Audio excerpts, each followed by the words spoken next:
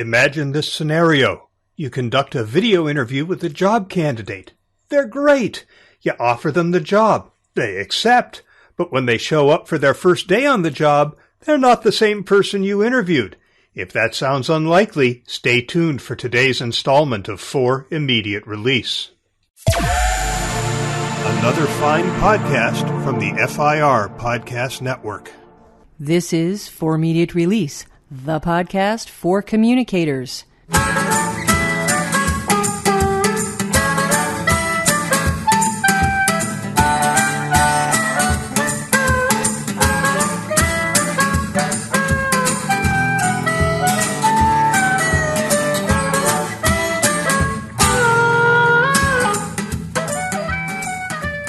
Hello everyone, and welcome to episode 225 of For Immediate Release. This is Neville Hobson. And this is Shel Holtz. Boy, those episode numbers just keep piling up now that we're doing these short episodes. We have a really interesting story to share with you today, one that came as a complete surprise to me that this was even happening, and it is all about fake job interviews. We're not talking about what's been going on since the mid-2010s with people pretending that they have jobs to offer in order to scam information off of job candidates. This is the other way around. These are the candidates who are fake. So what would you do about a new person you'd hired who showed up for work, but it's not the same person that was interviewed? That's a scenario painted in quite an interesting post on the Ask a Manager website. This was at the end of January, and a reader wrote in recounting a story at her husband's workplace about how they'd interviewed a lot of folks remotely for a job, got the person they wanted, hired that person, except, the reader says, it's not the John, as his name, her husband remembers. He was confused and said the following things were odd. John has different hair and now wears glasses. John is talking extensively about working in a garage because his 3 children, wife at home. In the interview, he made references to being single and was visibly an indoor desk area. He can't answer a number of questions that they previously discussed in the interview, things pretty pivotal to the position. He describes John as being aloof and pretty timid, whereas John in the interview was confident and articulate when they interviewed him. He is convinced he is not the person they actually hired. So the story continues, recounting the things they did and internal discussions of what to do about this. Is he really not the one they hired, or is he the one, or is he confused, or is something else happening there? They were concerned about how would they do this? Would they accuse him of lying? What the implications of going that route? So they talked to HR, and HR gave them permission to do a couple of things that might test it, but they weren't too sure as to what they would really do about this. They talked to legal. Legal came back, who said they were less than thrilled about the situation. Did they really hire someone who turns out the person is actually not? They approved HR to have a conversation with John regarding what has been reported, more in the vein of there's been some concerns about performance and you overselling your abilities, and less of the we think you're a liar route. In the meantime, legal approved security in the company to put a trace on John's computer, because don't forget, by this time he was an employee working there, to review if there have been outside messages or if his work is being completed with outside help or on a different computer altogether. HR decided to get on a call with him, and they did. And as soon as HR got on the call with him, before they could even get through their first question, John said the words, "I quit," and hung up. He has since been unreachable. So the ending of this story, and that really is the end of it, is that's it. It's done. The guy is gone, and it clearly by his actions, it turns out that he was not the same guy they'd hired. That's the conclusion you could arrive at, right? So it's interesting because this led to others' opinions analysing the situation, thinking about this. And what you mentioned at the very beginning of our conversation today, Shel, is, I think, a telling one.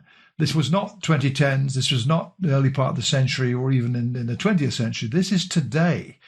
And should we be surprised at an event like this when we already know about gaslighting, right? Where a job candidate gets interviewed and then just doesn't show up. He accepts the position. Ghosting. So all the other candidates are told, sorry, ghosting, not gaslighting. You're absolutely right, ghosting. All the other candidates are told, sorry, you haven't got the job. We found the person, and then that person does not show up. I've experienced that directly last year, actually year before last. So this is something that is seriously not nice when that happens. Now we have something like this.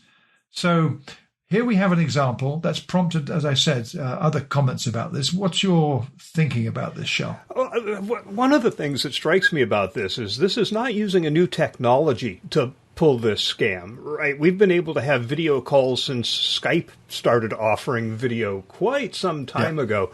And yet here's a new use of it. And it seems to have risen during the pandemic when the use of video interviews has skyrocketed with people working from home and not wanting to get together face to face. I saw one article that said there was a 67% increase in video job interviews. So it makes sense that there are people out there figuring out how to scam this space. Now, my view is if I interview somebody by video and somebody different shows up for the job, it's pretty clear what happened there. And it's hard to comprehend how someone thinks they could get away with it, although there's this one article I read on a site called Protocol talking about that experience that you were conveying.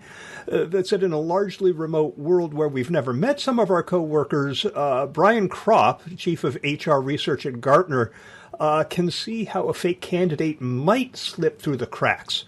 But even more interesting is that you can pay someone $500 to $700 to sit by your side and feed you answers to do a better interview. So they are seeing you, but they can't see that you're not giving candid, spontaneous responses. You're being coached in real time by someone who's not going to be there with you when you are on the job and expected to be able to respond to questions and circumstances professionally that you may actually not be qualified for.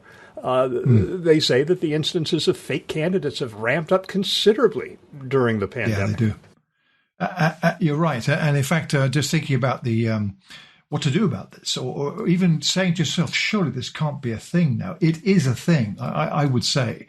And there's a guy called Nick Shah who wrote a piece in November 2020 on this very topic, how to spot fake candidates in video interviews.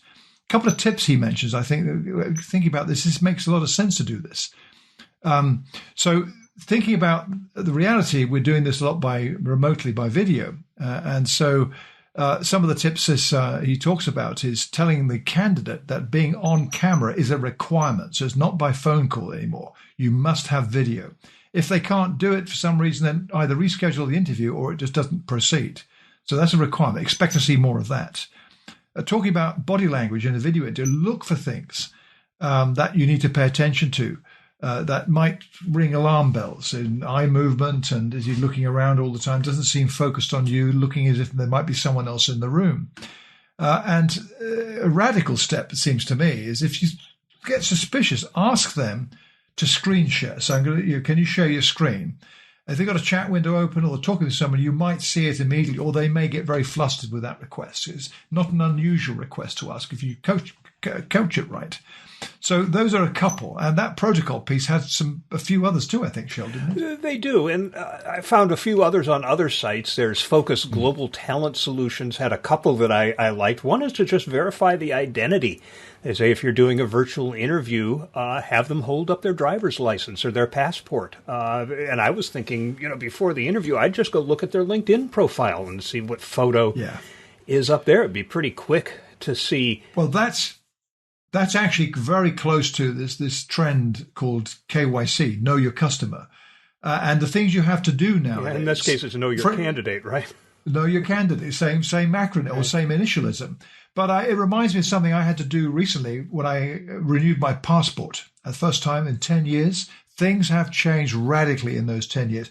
I had to do a video holding my passport. And I'm thinking about some other things that I've experienced recently too, along the similar vein. And I hear this now being used more and more in organizations for run-of-the-mill kinds of things. So it is something that we're likely to hear about more. Yeah. And it could well be that over a short period of time, we'll see things like KYC techniques coming into the interview process, but especially if it's remote. One of the other pieces of advice from this Focus Global Talent Solutions article is to ask the candidate not to wear earbuds, to use the speaker. because they could be wearing the earbuds to make you think that they're listening to you when they're actually listening to somebody who's feeding them information if they're actually on the screen, right? That's pretty sneaky, that is, I tell you. But if it made it into a recruiting company's blog post, it must be happening. I'm sure this is something, this is not a good trend. It is a trend, I'm pretty sure, because you found a few articles about it. I'm thinking about this. I've seen commenting about this on LinkedIn.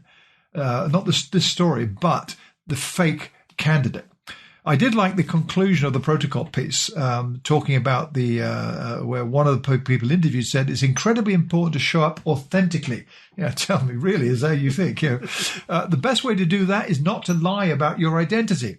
And on this bit, I love this. I didn't think this was something that needed to be said in 2022, but clearly I'm wrong.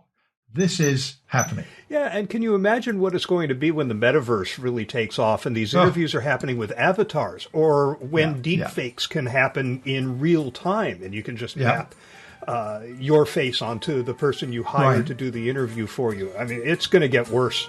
So watch out, folks. Keep your trust options open. And that will be a 30 for this episode of For Immediate Release.